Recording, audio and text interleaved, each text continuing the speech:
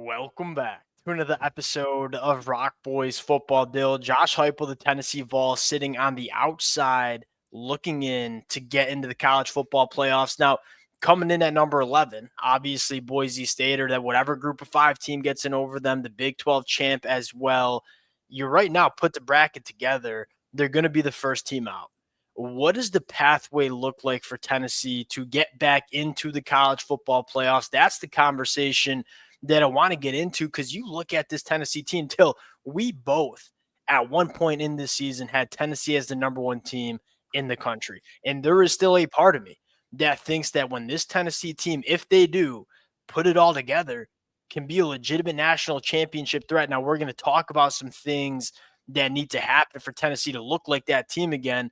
But I want to start with what does the pathway look like? And Dill, you're looking at those teams that are sitting above Tennessee right now. What kind of results are we looking for to get Tennessee back into the college football playoffs here? I mean, obviously, I think you look almost any team above them, if they take one more loss aside from the ACC champion, Yeah. there's a good chance our Tennessee's jumping any of them. I think the most feasible one, big loss for Indiana. Like, if Indiana gets waxed by Ohio State, I think you have a really good argument, frankly, if you're Tennessee, to jump a one-loss Indiana team. Because, again, you've played some really good teams. You beat Alabama. You obviously have had to go through the SEC gauntlet.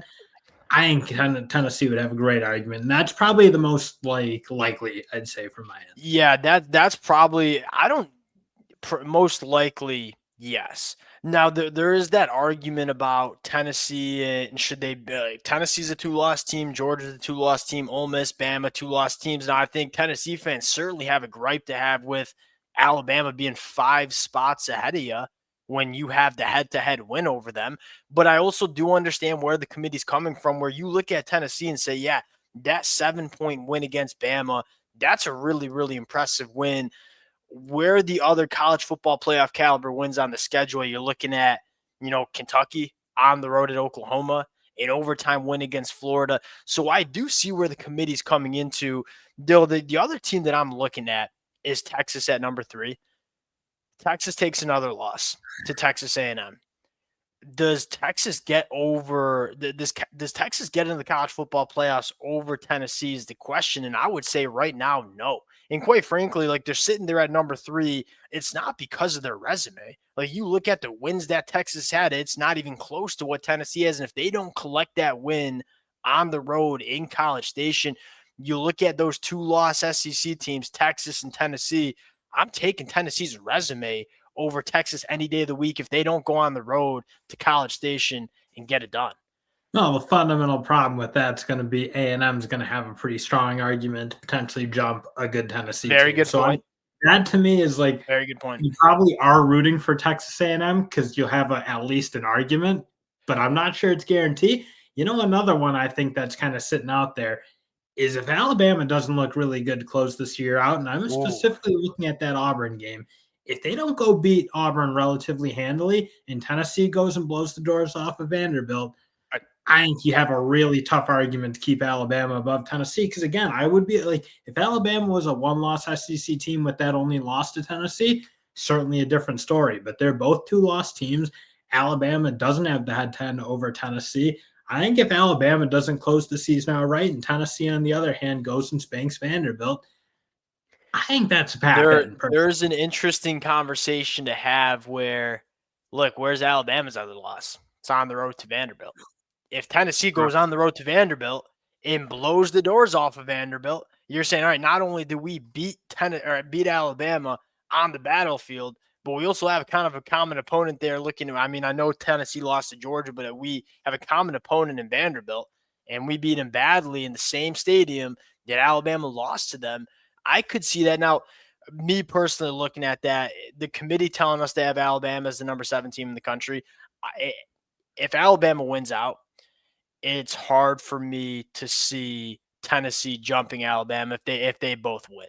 And if it's you're hard Tennessee, for me to see it, but that's where, again, you even get is it the right call right now? That'd be a tough one for me to swallow, frankly, if I'm Tennessee, because the game on the field, it has to matter. Yeah, and I'm with you. Like, as a college football fan, I'm with you. We got to value what we see in the regular season, especially head-to-head matchups.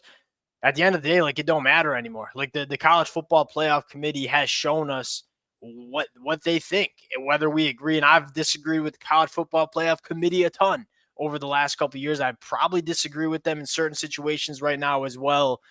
But I don't know if it matters now. I think the committee told you that they think Alabama's a better team, apparently a significantly better team than Tennessee. Dill, I want to have this conversation too, because there is still a part of me that thinks this Tennessee team is so dangerous. And you go back, you could pull some clips of me talking crazy about this Tennessee team, saying, like, I think right now, less than a week ago, I was saying they got better line of scrimmage play than Georgia. What are you looking for from Tennessee? Not really against UTEP, because if they don't blow out UTEP, then that's a whole nother conversation to have against Vanderbilt. And really from this Tennessee team in general, like, what are you looking for to kind of get back that feeling of, hey, this team can be a legitimate threat at the top end of college football here? I mean, fundamentally, I think in that Georgia game or the Vanderbilt game, I should say, is the defensive line needs to kind of get back to form. And obviously, it was just one game. Now, certainly that Yeah. unit, that's kind of the driver of this Tennessee team. I think it is Yes. their best unit.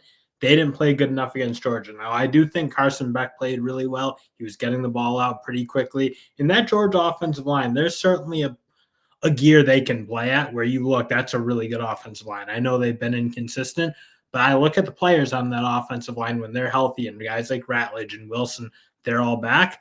That's a good, tough unit. But at the end of the day, no excuses. Tennessee needs to play better from that position because Yeah, that if is you're kind of Tennessee and if you're the a legitimate threat to win a national championship, the version of Tennessee is swallowing teams up along the line of scrimmage. The 0 sacks, 2 tackles for a loss against any team in the country. I don't care if it's Georgia's not good enough.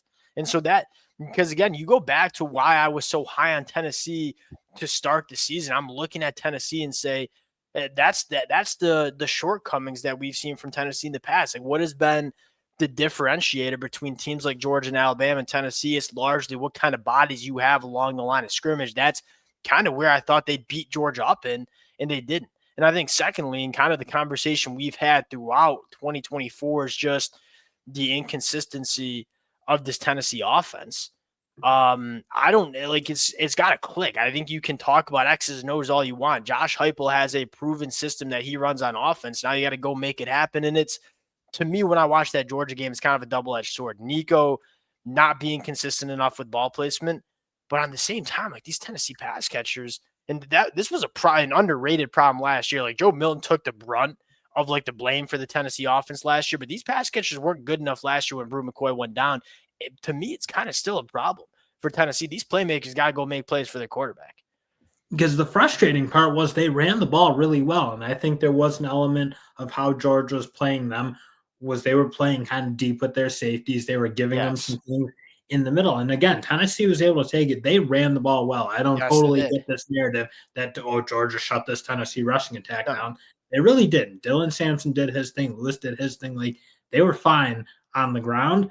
But I think you are right. You kind of see how hard it is to score points when you lack any real explosive play. Like what's that stat you gave me? Like they didn't have a completed 17 pass. yards was the longest completion That's Tennessee not had all good. game. Like you Yeah, need to be able to hit one of those bigger ones. and the concerning part is like they didn't even really try. I think Nico had one attempt that went over. They tried to a first drive, and this doesn't count as an attempt because it was ended up being a pass interference call. But like, why aren't you testing these Georgia defensive backs who've clearly struggled with the football in the air?